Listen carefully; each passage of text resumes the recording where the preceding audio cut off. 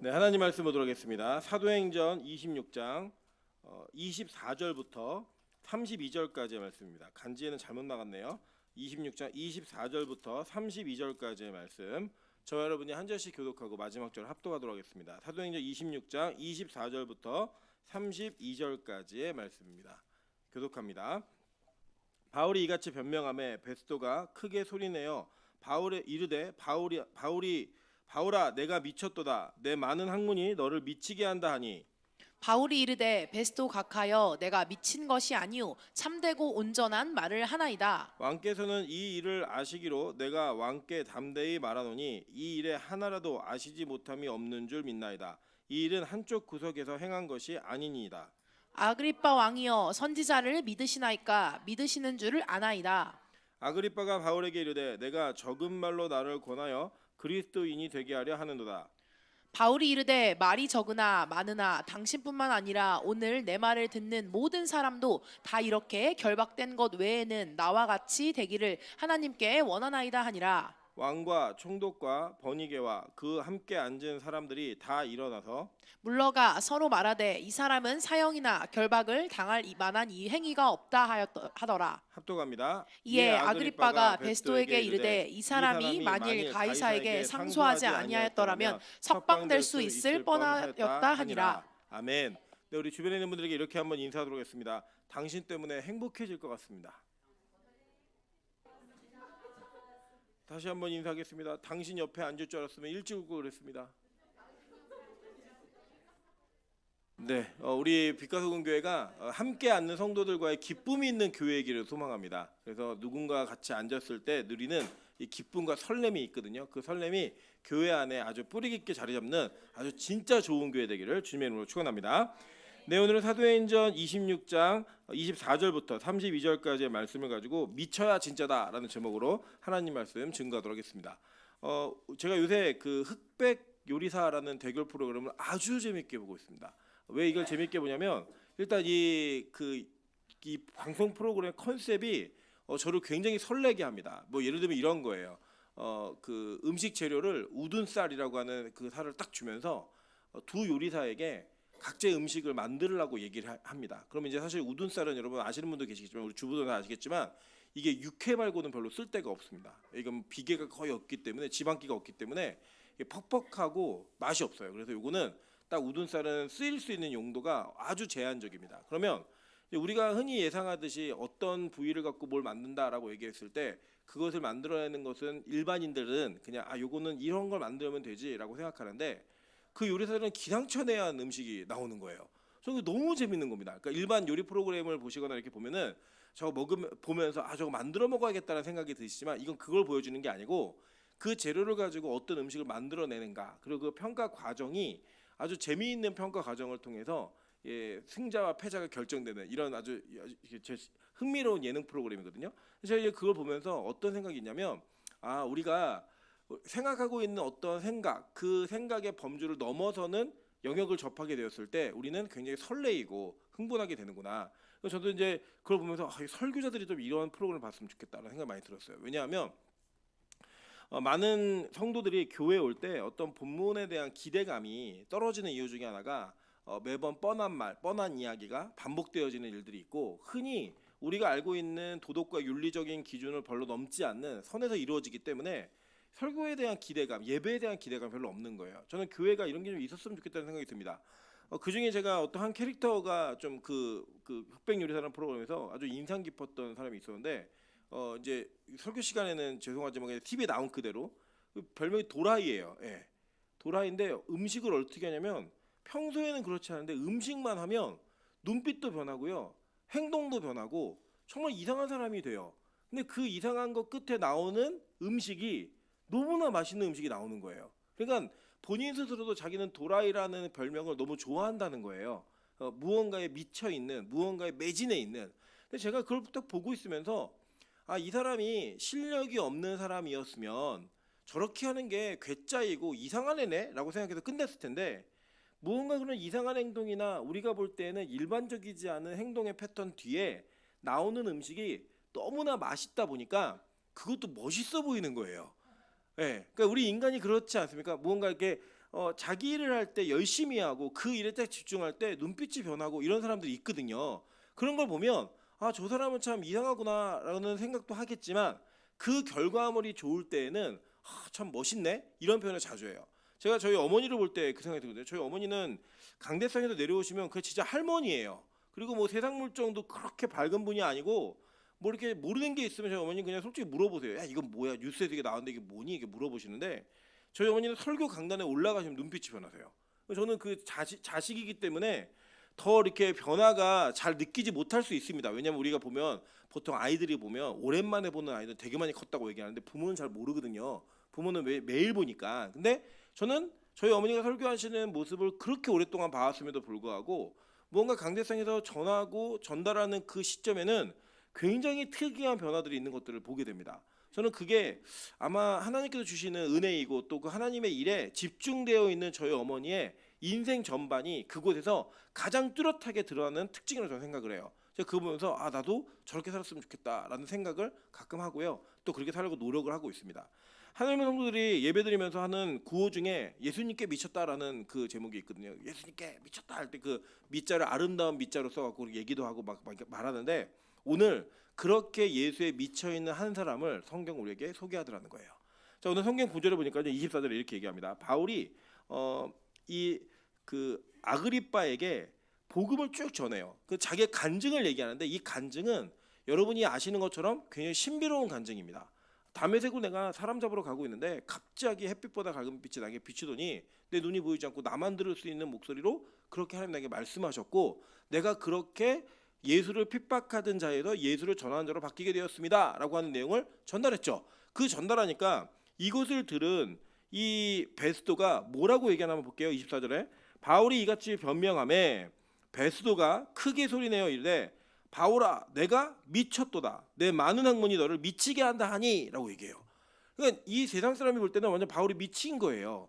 야, 너 정말 공부 너무 많이 해서 돌았다. 우리 가끔 그런 사람도 보잖아요. 무언가 자기를 너무 매진하다가 그 안에 헤어나오지 못하고 정신적인 세계가 무너지는 사람들을 가끔씩 우리 보게 됩니다. 그것처럼 그 시대도 그런 게 있었나 봐요. 열심히 복음을 전하는 내용을 듣고 나서 봤더니 돌았네 완전히. 이건 완전 도라이네 라고 얘기하면서 지금 이 상황이 민망한 거예요. 이 사람이 볼 때는 못 믿을 이야기를 계속하니까 원래는 이제 여러분 이 줄거리 아시잖아요.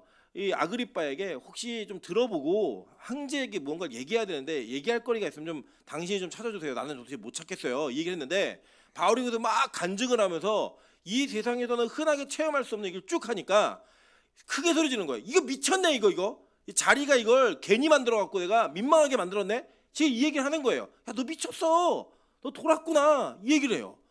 그리고 이제 아그리빠는 어떤 반응이었냐면 아그리빠가 이 바울의 얘기를 뭐라 했냐면 야, 너 겨우 이 적은 말을 해가지고 내가 그리스도인이 되게 하려고 지금 노력하는 거야? 너 이거 속이는 거지? 사기꾼이지? 이 두 가지 반응이 이 바울의 간증을 들었던 사람들의 모습이었다는 거예요. 자, 그렇다면 과연 이 모습은 우리 삶 가운데 이것이 바울에게만 있어야 되는 일인가에 대한 내용을 좀 고민해 보시자는 거예요. 자, 성경은 믿음 있는 사람들의 결단과 그 믿음의 행위를 성경에 분명히 기록하고 있습니다. 한번 볼까요? 히브리서 11장 7절에 이렇게 얘기합니다. 믿음으로 노아는 아직 보이지 않는 일에 경고하심을 받아 경외함으로 방주를 준비하여 그 집을 구원하였으니 이로 말미암아 세상을 정죄하고 믿음을 따르는 의의 상속자가 되었느니라 라고 얘기했어요. 자, 성경은요 이 노아의 행동을 뭐라고 표현했죠? 믿음이라고 표현했어요. 믿음으로 노아가 뭐 했어요? 경고하심을 받아. 하나님의 경고를 받았다는 게 이 경고가 뭐였어요? 홍수에 대한 심판의 경고를 받았죠. 그 경고를 경외함으로 뭐 했대요? 방주를 준비했다는 거예요. 여러분 이게 몇 년이죠? 물론 이제 따져보면 이게 68년 정도 돼요. 근데 뭐 70년 지었다고 치고 70년 동안 방주를 지은 거예요. 물론 이제 120년 지었다는 거는 이제 그 오해가 있는 내용입니다. 그건 나중에 뭐 창세기 시간이 아니니까. 어쨌든 이 120년이라는 심판의 기한이 정해졌고 그 기한 동안 이 노아의 인생에서 상당 부분의 이 숫자를 어떤 시간으로 보냈냐면 방주를 만드는데 보냈다는 거예요. 이 세상 사람들은 이 방주를 어떻게 만들 수 있느냐, 그 당시에 그런 축조 건물이 가능하냐, 뭐 여러 가지 이야기를 하지만 다 떠나서 이 이야기가 정말 사실이라면 노아 미친 사람 아닙니까? 정신 나간 사람이잖아요. 그러면 예를 들어 비가 오고 뭐 우기가 있고 뭐 태풍이 오는 막 그런 데에서 환경에 맞는 걸 적응하려고 그것을 환경을 극복하기 위해 무언가를 건축하고 있다, 건조하고 있다라고 우리가 이해를 하면 아, 저 사람 합리적인 사람이야. 그래 저 정도 준비는 해야지라고 말할 수 있는데 아무런 징조가 없었다니까요. 여러분 홍수 이후에야 비가 내리고 바람이 불고 이런 일이 벌어졌잖아요. 그러니까 그렇게 따지면 지금 이 노아는 일생에 단 한 번도 없었던 비가 오고 홍수가 와서 이 세상이 다 쓸어 없어지게 되는 심판을 받게 될 거야. 이 말을 믿고 뭐 했다는 거예요? 방주를 졌다는 거예요. 여러분 해가 서쪽에서 뜰 수 있어요, 없어요? 없죠. 근데 우리는 가끔 어떻게 이 표현을 하냐면 어떻게 표현하냐? 이성윤이 수요예배를 왔을 때, 야 내일 해가 서쪽에서 뜨겠네? 이렇게 얘기한단 말이에요. 안 일어날 것 같은 일을 그 일이 벌어지면 해가 서쪽에서 뜰 거라고 아무도 그것을 이게 얘기할 때 진짜 그렇게 될 거라고 기대하지 않아요. 그런데 어느 날 갑자기 해가 서쪽에서 뜨면 뜨는 거예요, 그냥. 근데 성경은 그걸 믿는 걸 믿음이라는 거예요. 여러분 예수님이 재림하신다는 이야기, 물론 더 돌아가서 믿음의 조상들이 예수님이 초림하신다는 이야기를 믿고 살아가는 게 이전에 경험되어진 일이에요, 경험되지 않은 일이에요? 경험되지 않은 일이에요. 근데 그거를 믿고 메시아를 기다렸어요. 기다린 사람들이 그걸 봤다고요. 여러분 예수님의 재림을 우리가 믿고 이야기하는 게 기독교 아닙니까? 이 예수님의 재림을 이야기하고 믿는 것, 여러분 이게 진짜 과학적이고 분석적이고 이성적인 사람이 믿을 수 있는 진리라고 여러분 생각하세요? 고개 끄덕이시면 저는 좀 당황스러워요. 아니 이게 어떻게 과학적이에요? 2000년 전에 죽은 사람이 언젠가 다시 오는데 다시 올 때 구름 타고 온대요. 그리고 전 세상을 심판하러 온다는 거예요. 그게 인류의 종말이라는 거예요. 이걸 이성적으로 믿으실 수 있냐고요. 이게 과학적으로 어떻게 가능해요? 일은 한 번도 이런 비슷한 일도 없었고 이런 비슷한 일이 일어날 거라는 징조조차 우리 한 번도 경험해 본 적이 없다고요. 근데 그걸 믿는 게 믿음이라는 거예요. 근데 이 믿음이 노아하고 별로 다르지 않은 거예요. 노아는 비가 오지 않는 시대를 살았다고요. 근데 비가 와서 홍수가 나면 다 죽여 없앨 거야 라고 하는 그걸 믿고 뭘 했어요? 방주를 줬다고요. 여러분 세상 사람들이 볼 때 노아는 미친 할아버지였습니다. 며느리들이 볼 때 자기의 시아버지는 정신 나간 시아버지였어요. 아들들이 볼 때, 부인이 볼 때 이 가장은 우리가 믿고 신뢰할 만한 사람이 아니었다고요. 근데 성경 그걸 뭐라고 표현해요? 믿음이라고 표현하더라는 거예요. 또 볼까요? 히브리서 11장 좀 더 현실적으로 넘어가 볼게요. 히브리서 11장 8절부터 9절 다 같이 읽겠습니다. 시작. 믿음으로 아브라함은 부르심을 받았을 때 순종하여 장래의 유업으로 받을 땅에 나아갈새 갈 바를 알지 못하고 나아갔으며 믿음으로 그가 이방의 땅에 있는 것 같이 약속의 땅에 거류하여 동일한 약속을 유업으로 함께 받은 이삭 및 야곱과 더불어 장막에 거하였으니. 자, 믿음으로 아브라함은 부르심을 받았을 때 뭐 했대요? 순종해가지고 알지 못하는 땅에 갔다는 거예요. 여러분 이게 이 일이 얼마나 이게 재밌는 거예요. 이게 한국교회 아주 유명한 에피소드가 있으니까. 여러분 지금 강남에 자리 잡고 있는 충영교회 아시죠? 충영교회 김충희 목사님이 처음에 이 목회를 강북에서 하셨어요. 아시죠? 강북에서 하시다가 강남이 막 개발되는 그 시점에 목사님이 교회 땅 다 팔고 성도들 다 강남으로 이사 가자고 얘기를 하셨어요. 어떤 일이 벌어졌을까요? 교회가 시끄러워져 난리가 났습니다. 그래서 결국에는 목사님이 자기가 사임하겠다라는 사임까지 걸고 그걸 진행하셔가지고 가면서 원래는 지금의 땅의 2배를 사시려고 그랬는데 장로들이 하도 반대하고 그거 반만 사신 거예요. 그때 갈 때요, 여러분 얼마나 교인들이 힘들어했냐면 아니 도대체 그걸 왜 가냐? 우리가 왜 여기 터전을 버리고 그걸 가야 되냐? 여러분 그냥 어느 정도 규모가 있던 교회가 지금 예를 들어 돌아보면 잘 된 거지만 그 시점에는 얼마나 교인들이 그렇게 힘들었겠어요. 여러분 어느 날 갑자기 아버지가 집에 오시더니 내일 우리 이사 간다. 어디로요? 모른다. 일단 짐 싸라. 이렇게 얘기하면요 그 아버지를 신뢰하고 따라갈 자녀들은 없어요. 부인도 그렇게 따라가지 못해요. 어머니가 갑자기 들어오더니 내일부터 우리 이사 갈 거니까 이삿짐 싸고 있어. 어디로 가는데 엄마? 몰라. 일단 싸. 그냥 가는 거야 라고 얘기하면요 아무도 그 이야기를 합리적으로 이해하고 받아들일 사람이 있어요, 없어요? 없다고요, 여러분. 근데 그게 아브라함에게는 시댁됐어요. 아브라함이 여러분 이동한 거리가요 2000km예요. 지금 2000km면 그냥 차 타고 좀 오래 가면 된다 이 정도의 개념이시겠지만 그때 당시에 낙타 타고 말소 끌고 짐 다 싸가지고 바리바리 싸고 2,000km 간다? 이거는요 미친 짓이지, 이건 정신 나간 짓이지 실제로 할 수 있는 일이 아니라는 거예요. 근데 그 일을 하더라는 거예요 아브라함은. 이유는 뭐다? 믿음 때문에. 여러분, 우리의 믿음의 조상들의 결단은요 세상 사람들이 볼 때 미쳤어요. 정신 나간 일이었다고요. 심지어는 저와 여러분이 지금 믿음이 있다라고 얘기하면서 이의 삶들을 돌아보아도 이거 진짜 받아들이기 힘들어요.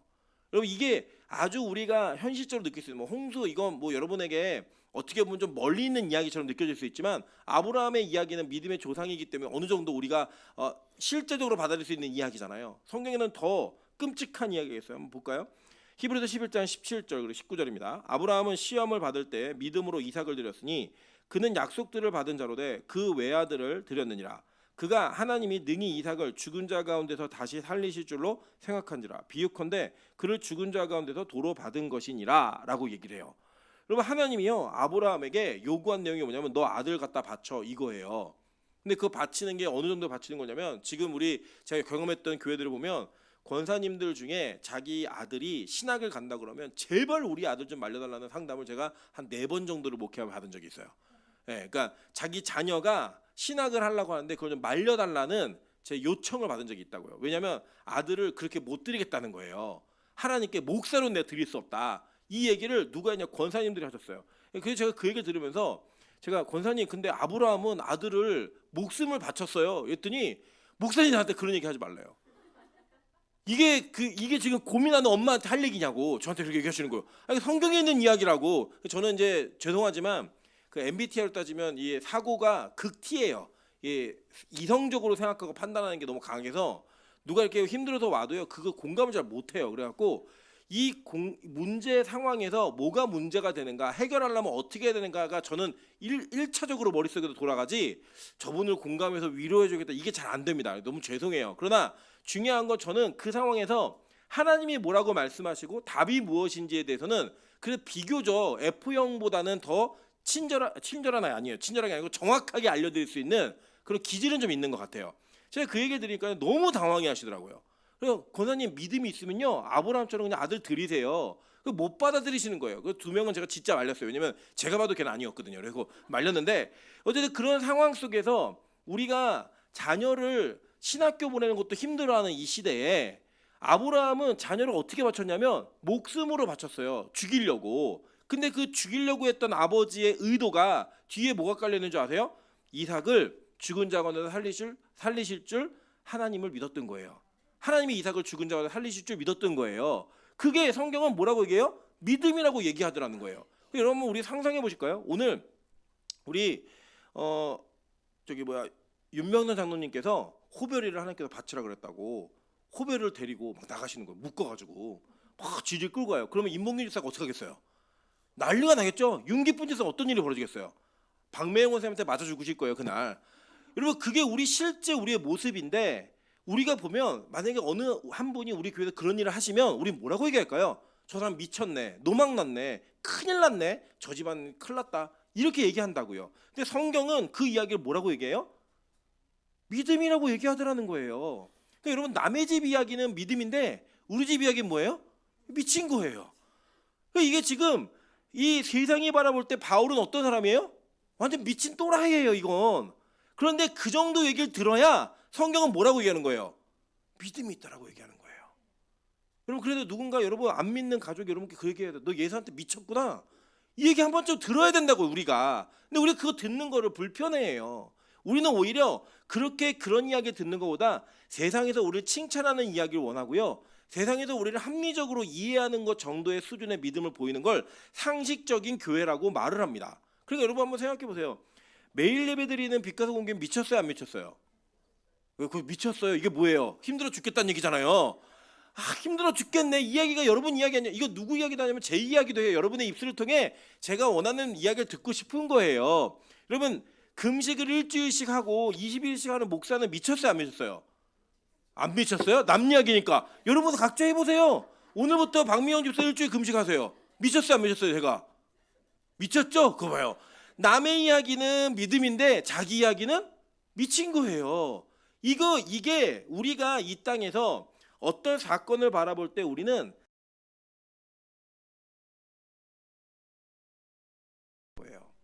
그래서 성경은 그걸 우리에게 요구하더라는 겁니다. 여러분 저는요 성경에 있는 인물들을 가끔씩 멀리 있는 인물이 아니라 가까이 있는 인물로 이해해 보려고 노력을 해요. 그러면 이 믿음의 실체가 무엇인지를 더 너무 실제적으로 좀 느낄 수가 있는 거예요. 예를 들면 저는 우리 보통 성경에 나와 있는 인물은 다 착한 사람이라고 생각하시잖아요.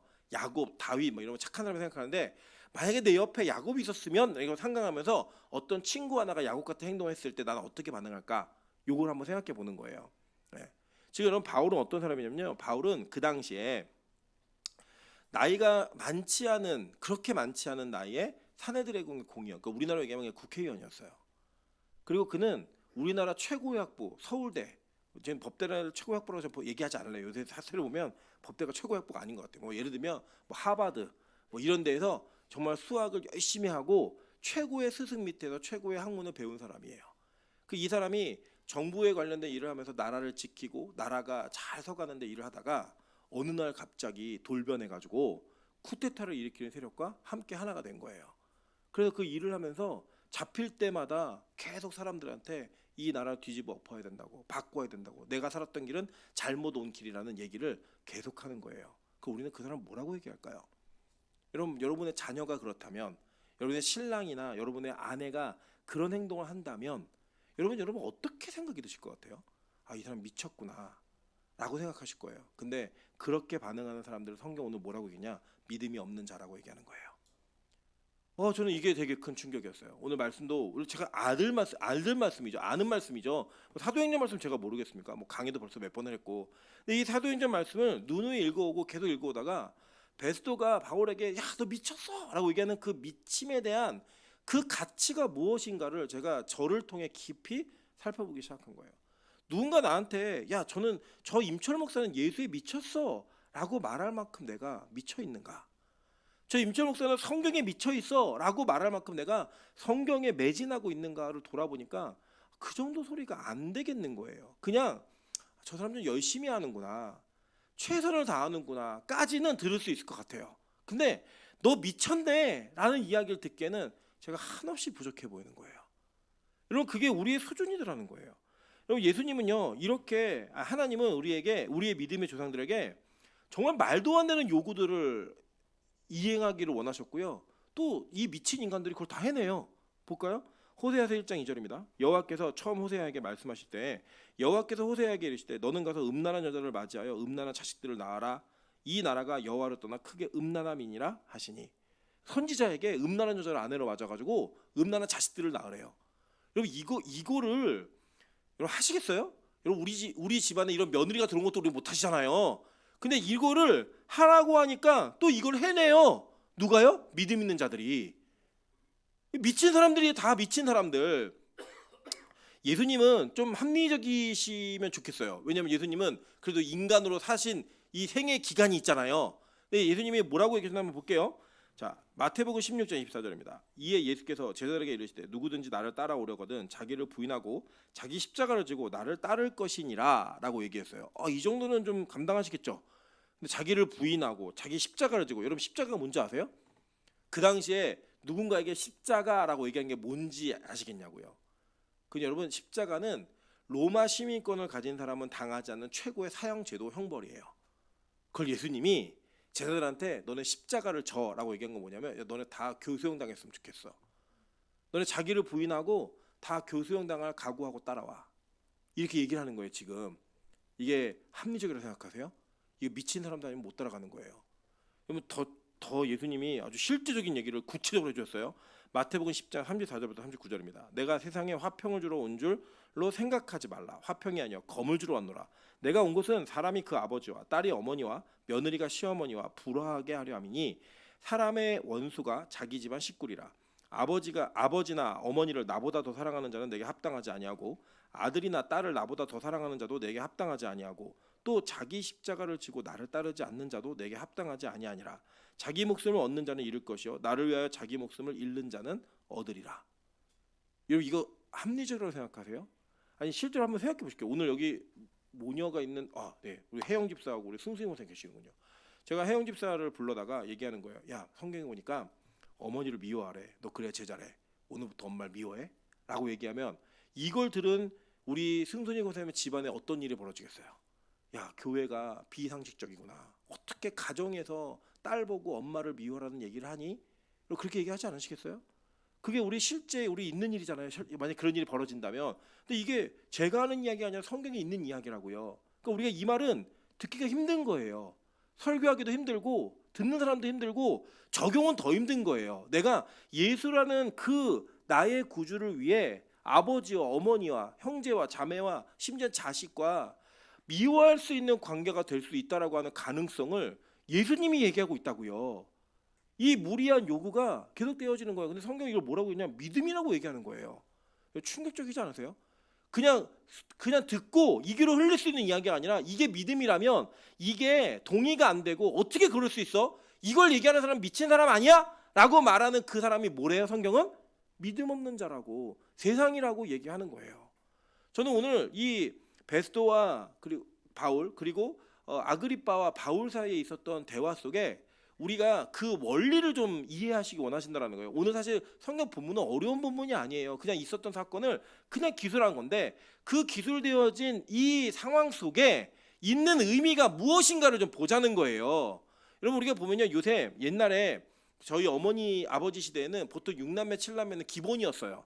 그래서 그냥 아이들을 키우는데 뭔가 뭐 신경을 쓰고 너무 이렇게 아이들을 우쭈쭈하면서 키우지 않았어요. 근데 이제 저희 시대에는 둘, 뭐 요 정도 많으면 셋, 요 정도였고요. 지금은 하나, 지금 둘 낳아도 많이 낳았다 그래요. 하나 낳고 안 낳는 애들 되게 많아요. 그러다 보니까 부모들이 아이들을 너무나 귀하게 키워요. 물론 사랑스럽죠, 예쁘죠. 그런데 만약에 이 말씀을 지금 젊은 세대에게 가르치면서 너희들 자녀 사랑하는 게 우상일 수 있어. 하나님보다 사랑하면 안 돼. 그거 끊어. 라고 얘기를 하면 그 교회를 합리적으로 보겠냐고요. 세상이 보지 않겠죠. 이해하지 않겠죠. 연애를 하고 있는데 야, 너 하나님보다 남자를 여자를 더 사랑하는 건 우상 숭배니까 끊어 라고 얘기하는 걸 이해할 수 있겠냐고요. 우리 이해 못해요.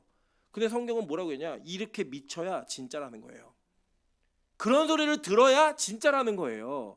그러니까 어려운 겁니다. 왜 어렵냐? 성경은 이렇게 말하는데 이걸 그대로 얘기해주면 그 이야기를 듣는 사람들이 부담스러우니까 부담스러운 교회를 만들면 교회가 부흥할까요? 안 할까요? 할 수가 없죠. 그러니까 우리 교회는 부흥할까요? 안 할까요? 하기가 힘든 교회예요. 그런데 놀라운 사실은 이런 말씀이 진짜 선포되니까 우리 감사하잖아요. 그래서 예배자가 늘고 있잖아요. 교회가 성장하고 있잖아요. 이게 된다고요. 저는 이걸 꼭 보여주고 싶은 게 뭐냐면 하나님 우리 교회가 사람 많아지게 해주세요가 아니고 저는 우리 후대들이 또 있을 거 아니에요. 복음의 후대들이 있을 거고 교회를 지켜가는 후배들이 있을 텐데 후배들한테 진짜 성경에 있는 것대로 얘기를 해도 교회가 설 수 있다는 걸 보여주고 싶은 거예요. 그 말씀의 가치가 우리가 정말 미친 짓들을 하고 있는데 그 미친 짓을 하는 교회가 어떻게 성장하는지를 좀 보여주고 싶은 거예요. 우리 이렇게 됐다가 아니고 나도 저렇게 해야지. 이걸 가르쳐주고 싶은 거예요. 여러분 제가 왜 이렇게 목회를 할 수 있냐면요. 저 딴 거 없어요. 저희 어머니가 정말 예수에게 미쳐서 진짜 성경에 있는 말씀대로 했어요. 하나님 말씀하시면 새벽 2시에 여러분 진짜 새벽 2시에 기도를 시작하면 아침 7시에 끝나요. 이렇게 그리고 출근을 해요. 이거 가능하다 생각하세요? 미친 짓이라고요. 애들까지도 학교를 가는 애들까지도 다 불러다가 방학이면 21일 동안 그리고 방학 아닌 그 학기 중에도 21일 특별기도야. 2시 기도를요. 시작하면 5시, 6시 끝나고 다 정리하고 나 7시예요.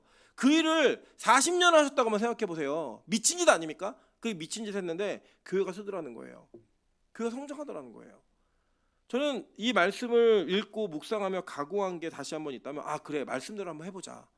적어도 세상에서 빛가서금교회 목사 미쳤네. 빛가서금교회 성도들 미쳤네. 빛가서금교회 장로 권사들 미쳤네. 이 이야기를 들을 만큼 우리가 한번 예수에 미쳐보자 라는 저 소망이 제 안에 막 생기기 시작했어요. 제가 확언을 드립니다. 확언 약속을 드리는 거예요. 그러니까 제가 이거 뭐 될 거다 이게 아니고 꼭 이렇게 해보겠습니다 라고 얘기하는 건 저는 저희 어머니 나이가 되었을 때 사람들에게 꼭 이야기를 들을 거예요. 엄마보다 더 예수에 미쳤네. 저는 여러분에게 꼭 한 가지 듣고 우리 목사님은 성경에 미친 사람이야. 이 점 꼭 들을 거예요. 여러분도 무엇에 미치실지를 한번 고민해 보시라는 거예요.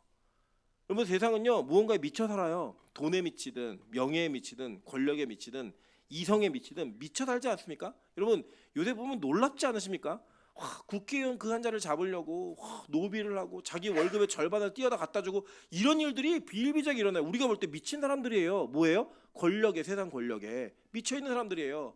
돈 때문에 할지 못할지 다 하고 사람 죽이고 이런 사람들 많이 보잖아요. 그 뭐 때문에 그래요? 미친 사람들이라고요. 미쳐 있는데 우리 인간은 누군가에게 무언가에게 미치지 않으면 살 수 없는 존재예요. 죄를 지어서 어디가 한 군데가 비어 있기 때문에. 여러분 연예인들 쫓아다니는 사생팬들 보셨습니까? 여러분 제가 권사님들이 자기 자녀들 옛날에 막 욕했거든요. 막 연예인 비치 다닌다고. 요새 임영웅 보니까요 권사님들 욕할 분들이 아니더라고요. 예, 거기 더해요. 더 심하고. 뭐 누군가 사람은 나이가 적든 나이가 어리든 상관없이 내가 좋아하는 사람 대상이 있으면 거기에 자기의 에너지를 쏟아야지만 만족이 되나 봐요. 하나님으로 채우지 않으면 누군가 대상을 찾는 거예요. 그런데 마침 꾸며진 여러분 연예인들이 갑자기 말도 안 되는 행동을 저질러 갖고 원래 같은 이미지가 완전 박살나는 경우 많이 보셨죠? 꾸며내야지 사기극의 이미지를 가지고요 자기 일생을 막 갖다 왔죠. 막 그 젊은 애들이요 유튜브 보면서 자기 마음에 드는 여자 보고요 막 별풍선을 막 1억 5천씩 쏘고 막 그래요. 여러분 놀라우시죠? 그거를 한다고요 애들이 진짜. 그런 일들이 벌어지고 있는 이 시대 속에서 우리도 그리스도인도 무언가에 미쳐 사는데 여러분 무엇에 미쳐 계시냐는 거예요. 오늘 바울은 분명히 미쳐 있었어요. 뭐에 미쳐 있었냐? 옛날에는 예수 믿는 사람들이 이단이라고 생각해서 그 이단을 죽이는데 미친 사람이었어요. 그러니까 막 대제사장한테 권한을 받아내가지고 막 말 타고 다니면서 예수 믿는 사람 잡아 죽이고 이런 일을 서슴없이 하죠. 그렇게 미쳤던 그가 완전히 예수에게 미치니까요. 찌르면 누가 나와요? 예수가 나와요. 어디서든 예수가 나와요. 나 좀 풀어주세요가 없어요 여기에. 너 변명해봐라고 얘기하면 뭘 얘기하겠어요? 야 지금 유대인들이 너를 잡아 죽이라고 계속 고소하고 항소하고 있는데 너 이거 어떻게 할래? 네 입장은 뭐야? 얘기해봐라고 말하면 뭘 얘기해야 정상이에요. 사실은요 저는 그렇게 죽을 만한 짓을 하지 않았습니다.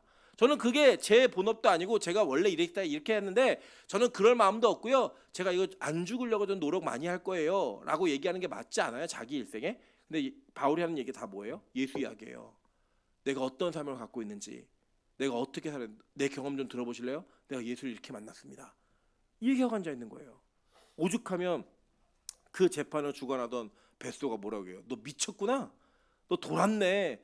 오직 온통 머릿속에 예수밖에 없네. 그렇게 얘기할 정도의 그 믿음이 진짜라고 성경은 우리에게 소개하고 있는 거예요. 지금 바울이 재판받는 이야기 지금 우리에게 무슨 의미가 있어요? 바울이 재판받는 과정 속에 그의 나타난 믿음이 중요한 거죠. 여러분 진짜 이러실 수 있겠습니까?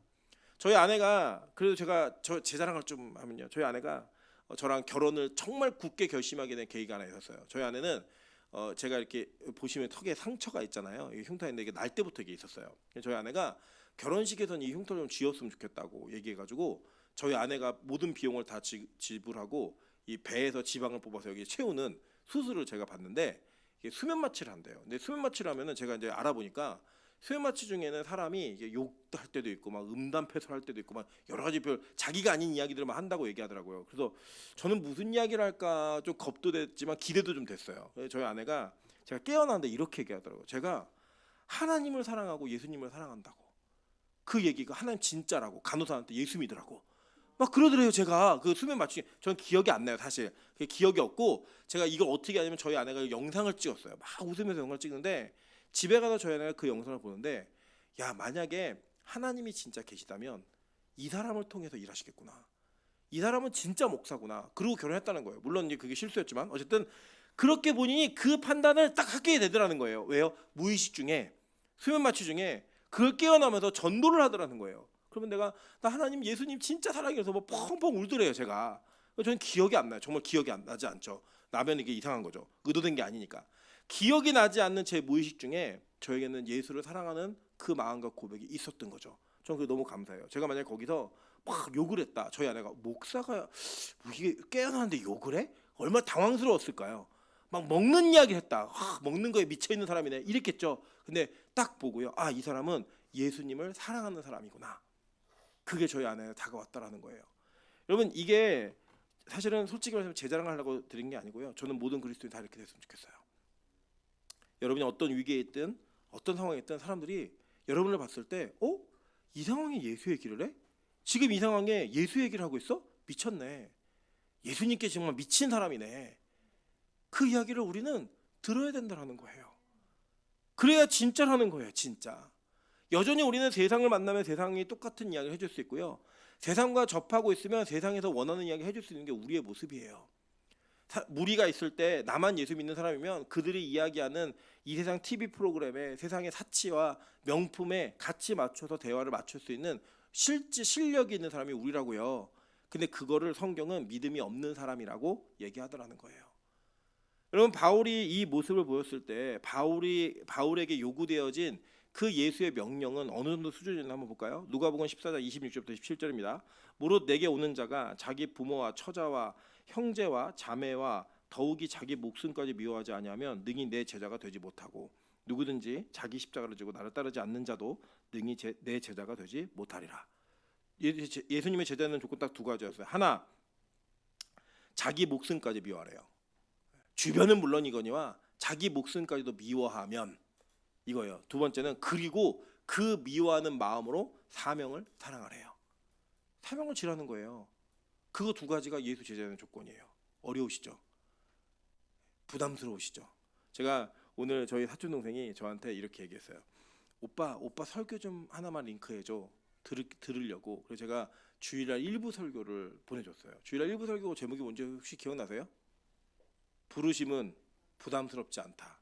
설교 제목을 보더니 오빠 나는 제자되기 긁는 것 같아. 듣지도 않았어요. 그냥 설교 제목을 보고 설교 제목을 봤는데 난 제자되긴 긁는 것 같아. 이렇게 얘기를 해요. 여러분, 부르심은 부담스러워요. 근데 그 부담스러운 부르심이 부담스럽지 않아야 제자라고 성경은 얘기하고 있는 거예요. 제가 오늘 사실은 이 본문이 짧은 본문이고 그렇게 길지 않았는데 마음이 너무 좀 불편했어요. 왜 불편했냐면 내가 진짜 제자 맞나? 나는 정말 예수에게 미쳐있는 사람이 맞나? 이거를 저에게 계속 곱씹겠어요. 계속 되뇌게 했어요. 제가 일주일 금식을 어제 마쳤잖아요. 마쳤는데 많은 분들이 보기 좋다, 뭐 그 청년같이 보인다. 우리 민전사님도 오늘 그 어제 얼굴이 아주 좋았대요. 화면이 너무 잘 맞았대요. 그 얘기가 저에게는 또 해라, 계속해라, 막 이런 얘기를 막 들려요. 막 짜증나는데 제가 그렇게 금식하는 동안에 내가 가장 많이 묵상한 게 뭐지?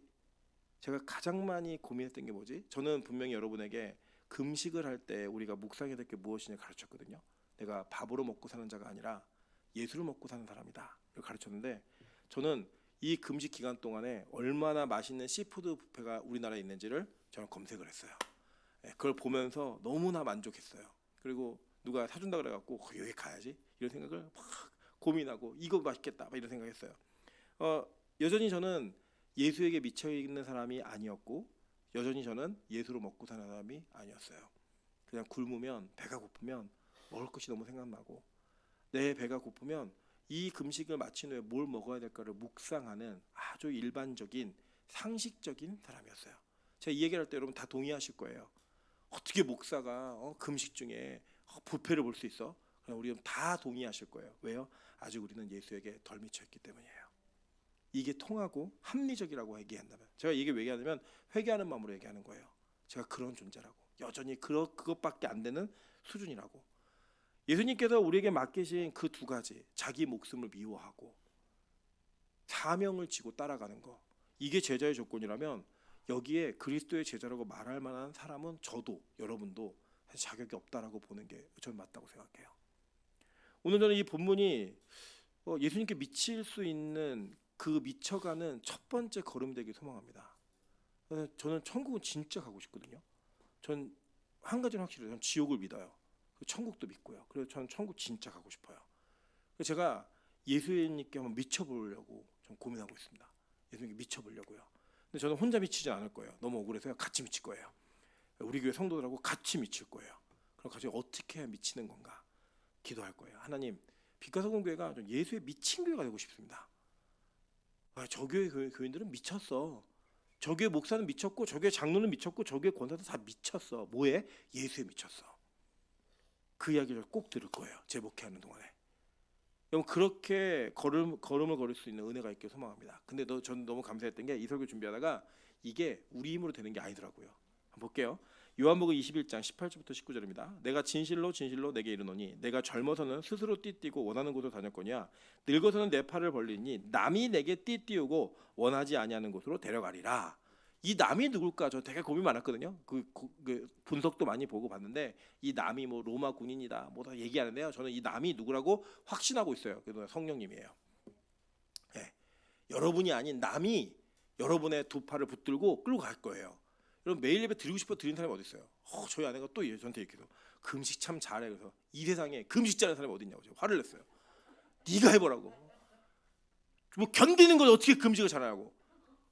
저기 부평제일교회 손 목사님이 철아 이제 금식 그만해. 너 이제 나이도 있고 금식 이제 그렇게 하면 안 돼요. 목사님 하고 싶어 하는 사람이 어디 있냐고. 제발 안 시켰으면 좋겠다고. 하고 싶어 하는 사람이 어디 있냐고. 여러분 그게 우리의 모습인데요. 하나님이요. 안 하고 싶은 사람을 하게 하시는 거예요. 할 수밖에 없게 하시는 거예요. 할 수밖에 없게 만드시는 거예요. 그래서 저희 사촌생이 묻더라고. 오빠 근데 금식 왜 했어?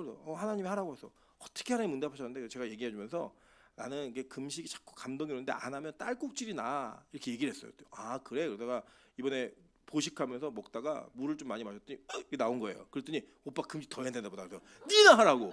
너는 3일 중에 하루 반밖에 못 해놓고 나한테 뭘 그렇게 얘기하고 앉았냐고. 이게 우리의 모습이에요. 근데 하나님이 원하시니까 그 원하심 속에서 제가 예전에 말씀드렸잖아요. 21일 금식기도 확 오는데 안 하니까 8시간을 딸꾹질을 하게 하시더라고요. 하나님 내가 진짜 알겠어요. 할게요 라고 말하는 순간 딸꾹질이 끝났어요. 하나님이 우리를 그렇게 이끌어 가실 거예요. 여러분이 원해서 예수님께 미치는 게 아니라 예수님께 미치게 예수님이 우리를 택하셨고 그렇게 부르셔서 이끌고 가고 계신 거예요. 옆 사람에게 한번 인사하겠습니다. 내가 수요예배 나올 사람이 아닙니다. 뒷사람에게 앞뒤 사람에게 얘기했습니다. 내 수요예배 나온 게 이미 미친 겁니다. 옛날에 비하면 미친 거죠. 미친 거죠 우리가. 근데 저는 더 미치길 바랍니다. 목요 예배도 금요철화도 주일 예배도 빠지지 않고 진짜 주변에 안 믿는 분들이 있으면 좋겠어요. 안 믿는 남편이 당신 미쳤어? 교회 미친 거야? 그때 얘기하세요. 나 예수한테 미쳤어. 얘기하세요. 그 얘기 듣고 최재근 권사님이 얼마나 감사해요. 우리 최 권사님이 주일도 많이 빠지시고 수요일은 아예 안 나오셨던 분인데 예수님께 미쳤다라는 얘기 들을 정도로 얼마나 감사해요. 여러분 우리 이 땅에서요 안 믿는 분들에게 한번 이 얘기 들어봅시다. 너 미쳤어 예수한테? 그때 당당히 나 예수한테 미쳤어. 그 얘기 한번 좀 들어봐야죠. 그게 진짜라면, 이게 진짜라면 저는 우리가 그런 인생을 살았으면 좋겠어요. 자 보세요. 이렇게 그 말씀과 명령을 적용한 사람들이 있어요. 성경에 사도행전 7장 59절부터 60절입니다. 그들이 돌로 스데반을 치니 스데반이 부르짖어 이르되 주 예수여 내 영혼을 받으시옵소서 하고 무릎을 꿇고 크게 불러 이르되 주여 이 죄를 그들에게 돌리지 마옵소서. 이 말을 하고 자니라. 예수님이 죽었던 모습 그대로 스데반이 죽잖아요.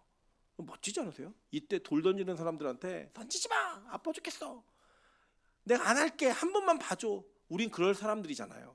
근데 스데반이요 이 돌을 맞으면서 예수님이 하신 모습 그대로 죽을 수 있었던 그거 멋지지 않습니까? 그러니까 성경에 예수님을 진짜 믿은 사람들은 이렇게 살았던 거예요. 여러분 지금 우리 대한민국이 예수 믿는다고 돌 맞아 죽는 나라는 아니에요. 그런데 그런 상황이 되더라도요 이렇게 살 수 있는 자신감이 없으시면 우리는 스데반 근처도 못 가는 거죠. 그러면 이걸 믿음이라고 할 수 있을까요? 성경은 그렇게 얘기하지 않잖아요. 성경은 67%의 믿음은 없어요. 51%의 믿음도 없어요. 100% 아니면 빵이에요. 그러면 우리도 이런 믿음이 있어야 진짜 믿음이라고 얘기한다면 아직 우리 한참 모자라잖아요. 주일날 일당 3배 줄 테니까 출근해. 그럼 우리 흔들리는 게 우리고 좋은 직장이 있는데 주일 못 지켜 라고 얘기하면 우리 흔들리는 게 우리의 모습이고요. 내 자신이 내 주변에 있는 가족이 주일을 못 지키더라도 세상에서 정말 크게 불려지는 기업에 들어갈 수 있다 그러면 그걸 자랑하는 게 우리라고요. 그게 과연 진짜 믿음일까요? 저는 이 문제에 대해서 우리 진지하게 고민하고 답을 해야 된다고 생각하는 거예요. 바울이 자기 인생을 이렇게 고백합니다. 디모데후서 4장 6절부터 8절입니다. 전제와 같이 내가 벌써 부어지고 이 전제라는 그 묻는 피까지도 포도주까지 다 붓는 제사예요. 다 붓는 부어지고 나의 떠날 시각이 가까웠도다. 나는 선한 싸움을 싸우고 나의 달려갈 길을 마치고 믿음을 지켰으니. 이게 바울이 했을까요? 하나님이 하신 거잖아요. 저는 이 고백을 우리 성도들 다 죽을 때 할 수 있는 고백이었으면 좋겠어요. 제가 죄송한 표현이지만 이게 실제니까 우리 장로님 권사님들 임종 예배를 제가 아마 드려드릴 거예요. 그러지 말까요? 제가 먼저 줄까요? 그러지 않았으면 좋겠죠. 예. 들려드릴 때 이 디모데후서 4장 6절 8절 말씀을 꼭 그 자리에서 외쳐드리고 싶어요. 예, 그러면 그에 합당한 하나님께 남이 우리를 띠띠우고 하나님 우리를 띠띠우고 이끌리시는 인생이 있으셔야 된다고요. 그래서 저는 우리 권사님들 절대 연로하기 때문에 아무것도 하지 말라고 말씀 안 드릴 거예요. 더 헌신하시고 더 충성하시고 주님께서 이끄시는 대로 여러분의 인생을 더 많이 드리세요. 노후를 뭐 편하게 보내겠다 이런 생각도 하지 마시고 내가 죽는 그날까지 기도하다 죽어야겠다. 내 숨이 멈추는 그날까지 예배하다 죽어야겠다. 그걸 좀 결단하셨으면 좋겠고요. 각오하셨으면 좋겠어요. 왜요? 우리 빛과 소금 교회는 진짜인 교회 될 거예요. 미친 교회 되고 싶어요. 진짜로요. 성경에서는 이렇게 얘기합니다. 계시록 6장 9절부터 11절에요. 다섯째 인을 떼실 때 내가 보니 하나님의 말씀과 그들이 가진 증거로 말미암아 죽임을 당한 영혼들이 제단 아래에 있어 큰 소리로 불러 이르되 거룩하고 참되신 대주제여 땅에 거하는 자들을 심판하여 우리 피를 갚아주지 아니하시기를 어느 때까지 하려 하시나이까니 각각 그들에게 흰 두루마기를 주시며 이르시되 아직 잠시 동안 쉬되 그들의 동무 종들과 형제들도 자기처럼 죽임을 당하여 그 수가 차기까지 하라 하시더라. 주님 다시 오시는 날은요, 예수 믿는 사람들이 정말 예수 때문에 자기의 인생이 고난과 고통과 핍박 속에서 죽어가는 그 숫자가 채워졌을 때 그 일이 가능하다고 얘기해요. 너무 직설적 표현이지만 여러분이 순교해야 예수님 오시는 거예요. 우리가 예수 때문에 죽어야. 뭐 순교라는 게 뭐 선교지가 갖고 뭐 안 믿는 부족들한테 막 죽고 이런 것만 생각하지 마시고요. 여러분 일생을 예수에게 미쳐서 사명 감당하다 죽는 게 순교라고요. 어떤 핍박이 있고 조롱이 있어도 세상이 우리를 미쳤다고 얘기해도 그 길을 끝까지 가서 그곳에서 죽는 것 그게 순교라고요. 그러면 그것 자체가 예수의 재림이 우리 안에 다가오는 그 시간을 당길 수 있는 그 시간이 채워지는 그 시간의 기준이라고 성경 우리 가르치고 있다고요. 여러분 저는 우리 빛과 소금 교회가 예수의 재림에 그 시간을 채워갈 수 있는 교회 되기를 소망합니다.